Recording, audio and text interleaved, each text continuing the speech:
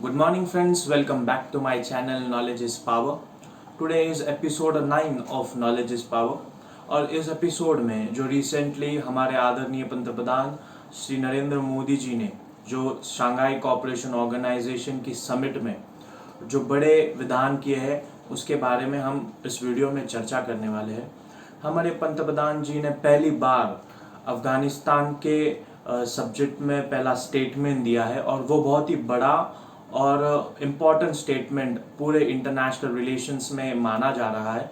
तो आइए ये समझते हैं क्या है Shanghai Cooperation Organisation. Shanghai Cooperation Organisation यह एक रीजनल ऑर्गेनाइजेशन है जो इकोनॉमिक, पॉलिटिकल और सिक्योरिटी के सब्जेक्ट पर एक अलायंस के तौर पर काम करती है। शंघाई कोऑपरेशन ऑर्गेनाइजेशन की समिट हर साल होती है और इस साल तजाकिस्तान के दुशनबे में यह ऑर्गेनाइजेशन की समिट हुई है। यहाँ पे वीडियो कॉन्फ्रेंस थ्रू भी ये समिट हुई है और इन फिजिकल प्रेजेंस भी समिट हुई है। वीडियो कॉन्फ्रेंस को हमारे आदरणीय पंतप्रधान जी नरेंद्र मोदी जी ने इस समिट को एड्रेस किया है और इन फिजिकल प्रेजेंस में हमारे जो एक्सटर्नल अफेयर्स मिनिस्टर है एस जयशंकर, उन्होंने इस मीटिंग को अटेंड किया है।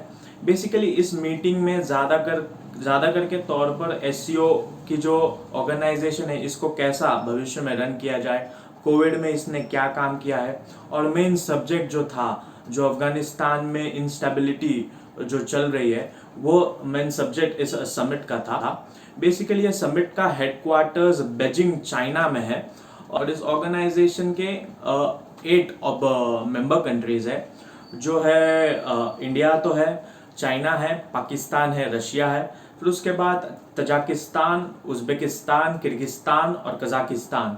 यह 8 मेंबर कंट्रीज है और 4 ऑब्जर्वर कंट्रीज हैं जैसे कि अफगानिस्तान ऑब्जर्वर कंट्री है, फिर ईरान ऑब्जर्वर कंट्री है, बेलारस है और मंगोलिया है।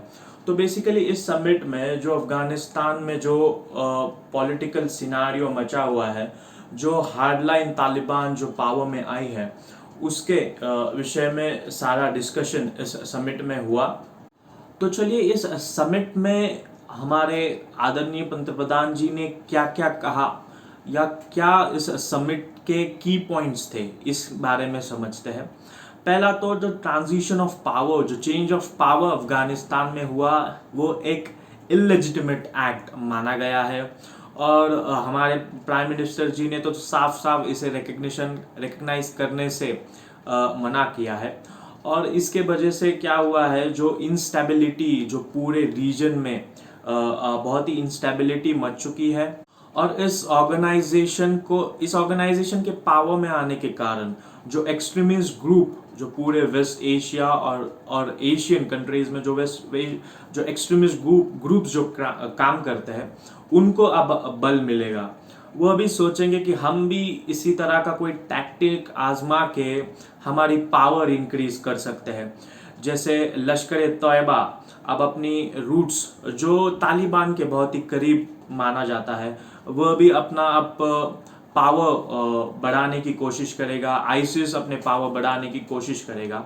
तो इससे जो रीजन में जो टेररिज्म जो बढ़ेगा इसको भी हमारे पंतप्रधान जी ने इसके संदर्भ में भी कंसर्न व्यक्त किया है। तो हमारे प्राइम मिनिस्टर जी ने एक नॉर्म्स तैयार करने की पेशकश इस समिट में की है ताकि अफगानिस्तान की धरती से किसी भी कंट्री के विरुद्ध टेररिज्म का इस्तेमाल ना हो सके। वहाँ पे कोई भी एक्सट्रीमिस्ट ग्रुप इंडिया हो या कौन सी भी इस समिट के जो भी कंट्रीज है उनके अगेंस्ट टेरर एक्टिविटीज ना कंडक्ट कर पाए। और इस समिट में जीरो टॉलरेंस टुवर्ड टेररिज्म की भी बात की गई है और टेररिज्म को काउंटर करने के लिए जो कोई भी मेजर्स एडॉप्टिव मेजर्स उठाने पड़ेंगे उसके बारे में भी बहुत ही डिटेल से चर्चा हमारे प्राइम मिनिस्टर जी ने की है। और जो दूसरी बात प्राइम मिनिस्टर जी ने की है कि जो ट्रांजिशन ऑफ पावर जो इस समय अफगानिस्तान में हुआ है वो बिल्कुल ही इंक्लूसिव नहीं है। जैसे कि डिफरेंट सेक्शन ऑफ सोसाइटी, जो अफगानिस्तान के डिफरेंट सेक्शन ऑफ सोसाइटी उनको बिल्कुल ही मिलाकर गवर्नमेंट फॉर्म नहीं की जा रही है। ऑलमोस्ट 33 मिनिस्टर्स जो है उसमें से कई मिनिस्टर्स टेररिस्ट डिक्लेयर किए जा चुके हैं डिफरेंट ऑर्गेनाइजेशन की ओर से। और जो इस गवर्नमेंट में हमें कोई भी महिलाओं का रिप्रेजेंटेशन इस गवर्नमेंट में नहीं दिखता है।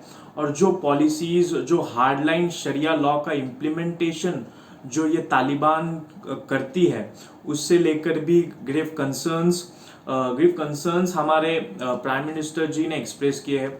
और इसलिए उन्होंने कहा है कि हमारी ग्लोबल कम्युनिटी को कलेक्टिवली मिलकर कोई नॉर्म्स डिसाइड करने होंगे, या हमें कलेक्टिवली इसे रिकग्निशन करने के लिए हम क्या रूल्स और रेगुलेशंस बनाते हैं या क्या ऑब्जेक्टिव्स हम रखते हैं, इसके बारे में भी समिट में चर्चा हुई है।